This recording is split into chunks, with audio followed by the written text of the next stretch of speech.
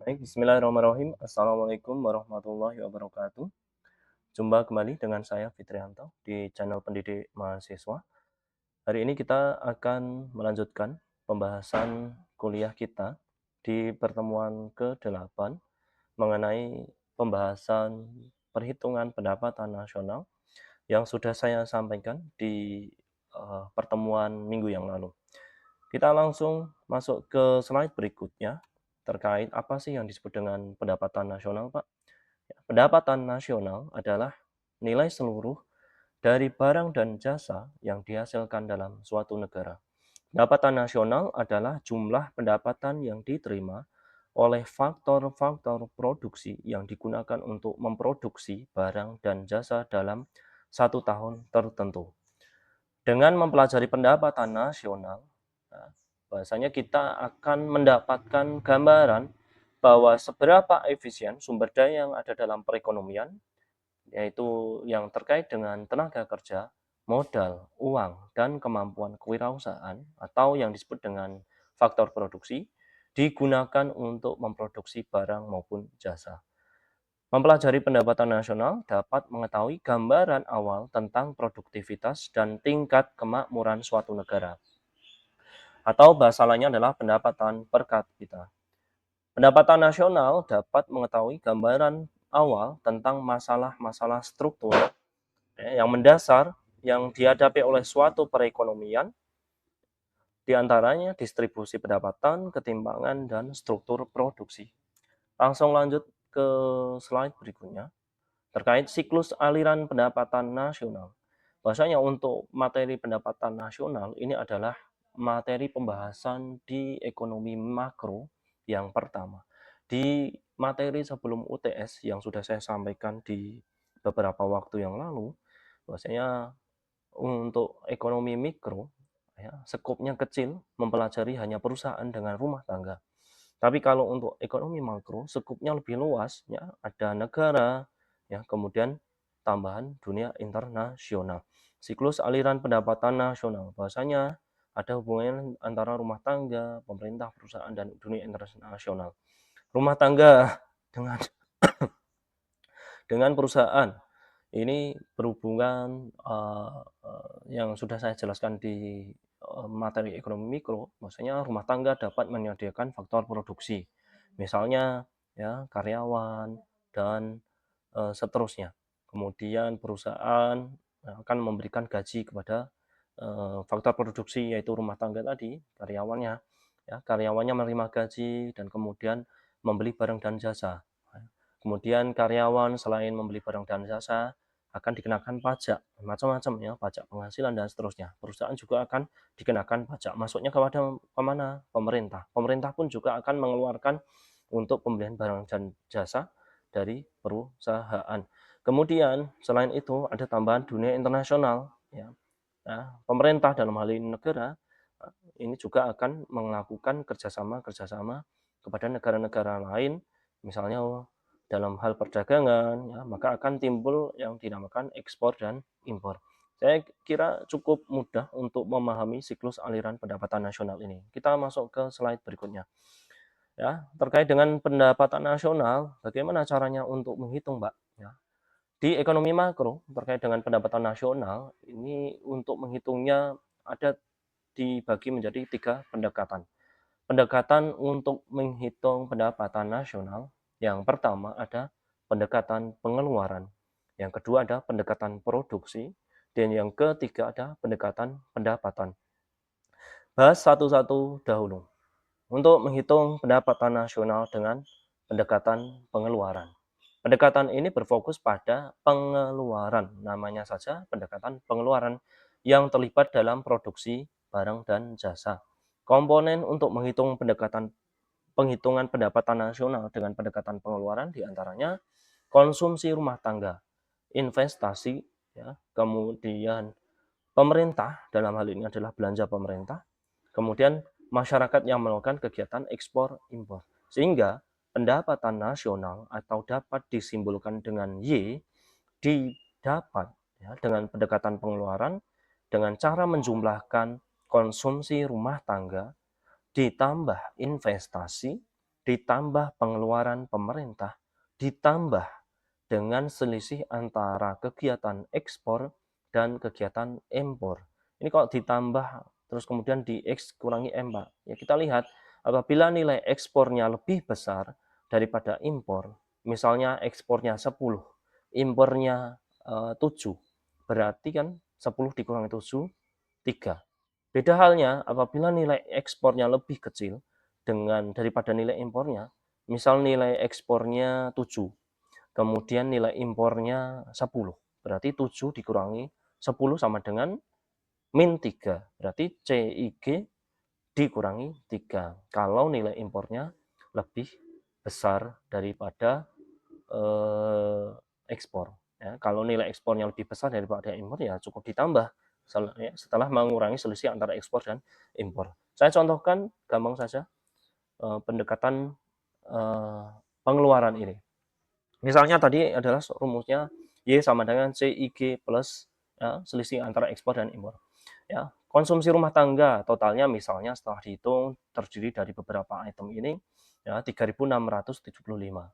Kemudian ada investasi dari pihak swasta. Kemudian macam-macam ya, ada 222 perumahan, perusahaan, perubahan persediaan dan seterusnya ya 741. Kemudian pembelian pemerintah atau belanja pemerintah. Ini adalah government 1098. Nah, saya contohkan di sini nilai impornya katanya lebih besar daripada ekspor. Maka ekspornya 673, impornya 704. Berarti kan ekspor dikurangi impor minus 31. Berarti konsumsi rumah tangga ditambah investasi, ditambah pemerintah atau government dikurangi ya karena defisit ya 31. Misal Pak, kalau ekspornya lebih besar ya 704, impornya 673, berarti ya di sini positif 31 ya, berarti ditambah semua. Nah, kalau ini kan kejadiannya impornya lebih besar daripada ekspor. Kita lanjut ke penghitungan pendapatan nasional dengan metode pendekatan produksi. Pendekatan ini dikenal sebagai pendekatan untuk neto, net output. Pendekatan ini dikenal dengan cara menjumlahkan nilai tambah yang diwujudkan oleh perusahaan di berbagai lapangan usaha dalam perekonomian pada periode tertentu. Nilai tambah merujuk pada selisih nilai output dikurangi dengan nilai input. Ya. Pendekatan produksi bagaimana caranya, Pak? Ya, nanti akan saya jelaskan. Adapun sektor-sektor untuk yang digunakan menghitung pendapatan nasional dengan metode pendekatan produksi, ada beberapa sektor ya, ada sektor primer meliputi pertanian, perkebunan, peternakan, kehutanan, perikanan, dan seterusnya. Sektor sekunder ada industri, pengelolaan manufaktur, listrik, air, dan seterusnya. Sektor tersier terdiri dari perdagangan, hotel, restoran, dan seterusnya. Kemudian bagaimana cara menghitungnya? Rumus perhitungan pendapatan nasional dengan pendekatan produksi. Y ini adalah pendapatan nasional sama dengan harga barang misalnya harga barang pertama dikali jumlah barang yang diproduksi ditambah harga barang kedua dikali jumlah barang yang diproduksi kedua dan seterusnya.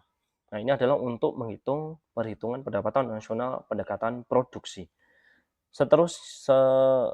Selanjutnya di pendekatan produksi ini saya contohkan misalnya tadi ada berbagai sektor ya.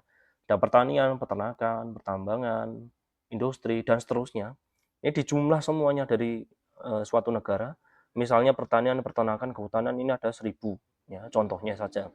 Pertambangan dan penggalian 150, industri 75 dan seterusnya ya, ditambah akan semuanya atau dijumlah semuanya akan menghasilkan pendapatan nasional dengan pendekatan produksi.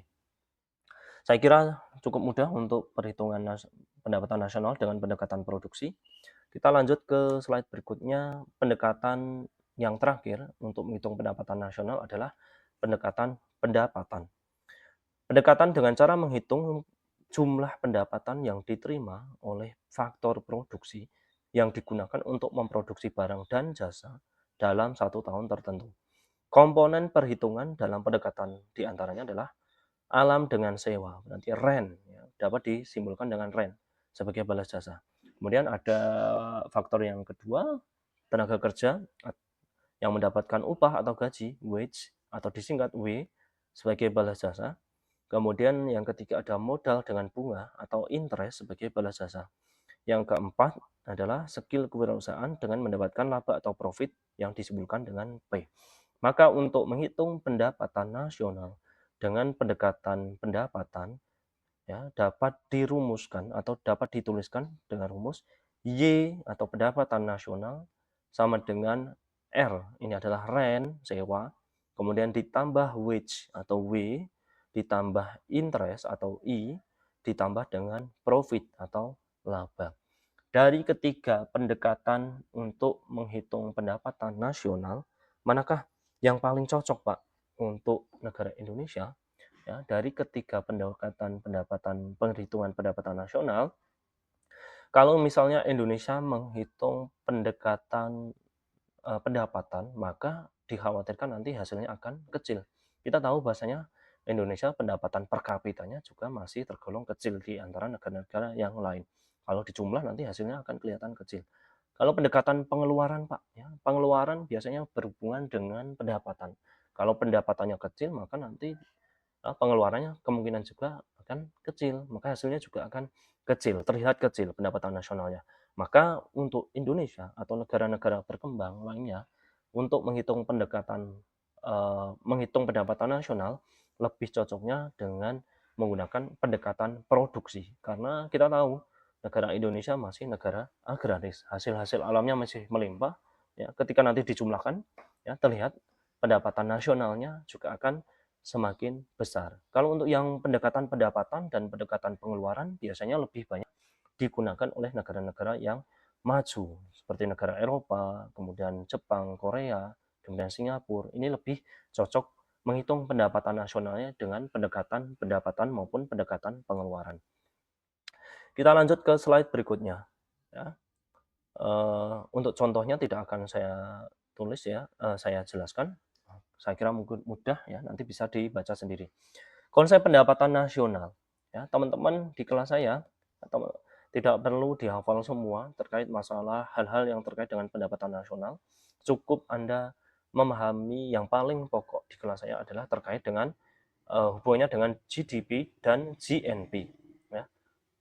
Produk domestik bruto atau gross domestic product atau GDP menghitung hasil produksi pendapatan nasional, ya, dari suatu negara tanpa memperhatikan siapa faktor faktor produksi tersebut.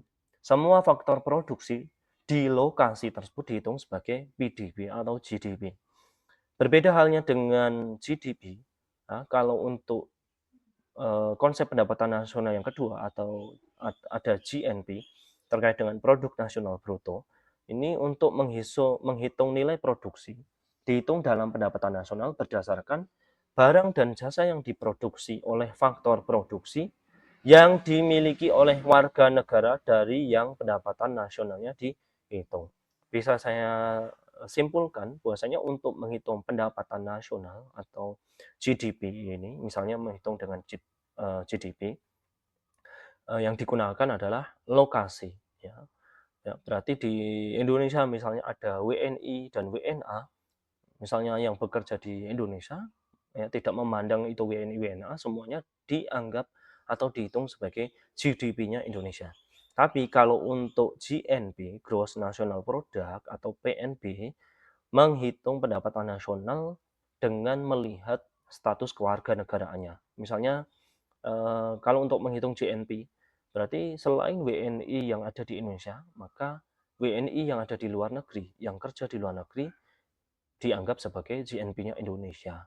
Nah, kalau GDP berdasarkan wilayah, kalau GNP berdasarkan status keluarga negaraan. Ya. Perbedaan GDP dengan GNP, tadi sudah sedikit saya bahas ya. GDP atau PDB adalah jumlah output total yang dihasilkan dalam batas wilayah suatu negara dalam satu tahun. Misal mobil yang dihasilkan oleh Ford, perusahaan Amerika, dari pabrik yang berada di Inggris, maka masuk dalam GNP-nya Amerika. Nah, ingat, GNP itu adalah berdasarkan status kewarganegaraan. Tapi kalau menghitungnya berdasarkan di GDP, ya, tidak masuk GDP-nya Amerika, tetapi masuk GDP-nya Inggris, ya. Karena pabriknya berada di lokasi Inggris, menjadi GDP-nya Inggris. Ya, tapi tidak masuk dalam GNP-nya Inggris, ya. Ford tadi kan miliknya Amerika. Misalnya juga saya contohkan pabrik Samsung yang ada di Indonesia, ya. Pabrik Samsung yang ada di Indonesia berarti masuk GDP-nya Indonesia. Tapi kalau menghitungnya GNP, pabrik Samsung tersebut masuk GNP-nya Korea karena pabrik Samsung berasal dari Korea. Nah, ilustrasinya seperti ini. Misalnya di Indonesia ada WNI dan warga negara asing. Ya. Seluruh WNI dan warga negara asing yang ada di Indonesia, yang bekerja di Indonesia, masuk dalam GDP-nya Indonesia. Tapi kalau menghitungnya GNP, berarti WNA yang ada di Indonesia, misalnya WNA-nya yang ada di Indonesia, ini adalah WNA Malaysia, warga negara Malaysia. Nah, berarti WNA yang ada di Indonesia, Malaysia, yang ada di Indonesia, masuk GNP-nya Malaysia.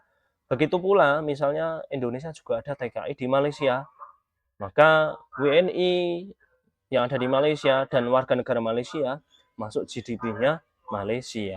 Nah, saya kira cukup jelas untuk perbedaan antara GDP dan GNP. Yang perlu diperhatikan ya, ketika Anda menghitung beberapa kaitannya dengan konsep pendapatan nasional, untuk mencari GNP maka dapat dicari dengan cara mengurangi antara GDP dengan pendapatan neto terhadap luar negeri. Pendapatan neto terhadap luar negeri misalnya apa ya? Pendapatan produk neto terhadap luar negeri. Misalnya ada kalau menghitung GNP ya, berarti GNP ini kan berdasarkan status kewarganegaraan. Berarti GDP-nya dikurangi produk neto terhadap luar negeri. Misalnya ada WNA yang ada di Indonesia kerja, maka untuk menghitung GNP berarti GDP dikurangi misalnya ada orang asing di Indonesia kerja, maka dikurangi ya, hasilnya akan dapat GNP. Kemudian untuk menghitung NNP dapat dicari dengan cara mengurangi antara GNP dengan penyusutan persediaan barang modal dan seterusnya. Anda bisa pelajari. Ini tidak akan saya tekankan, bagi teman-teman bisa dibaca sendiri atau dipelajari sendiri. Saya akan melanjutkan terkait dengan pendapatan nasional ini, kaitannya dengan PDB harga berlaku atau JDP harga berlaku dan PDB harga tetap atau real. Pembahasan ini akan saya sambung di video selanjutnya. Ya, dan akan saya sambung juga di materi perhitungan terkait GDP nominal dan GDP real. Kita akhiri untuk video perhitungan pendapatan nasional, baik itu pendekatan produksi, pendapatan, dan pengeluaran. Kita jumpa lagi di video setelahnya, setelah ini atau kelanjutannya dengan pembahasan GDP harga berlaku dan GDP real. Assalamualaikum warahmatullahi wabarakatuh.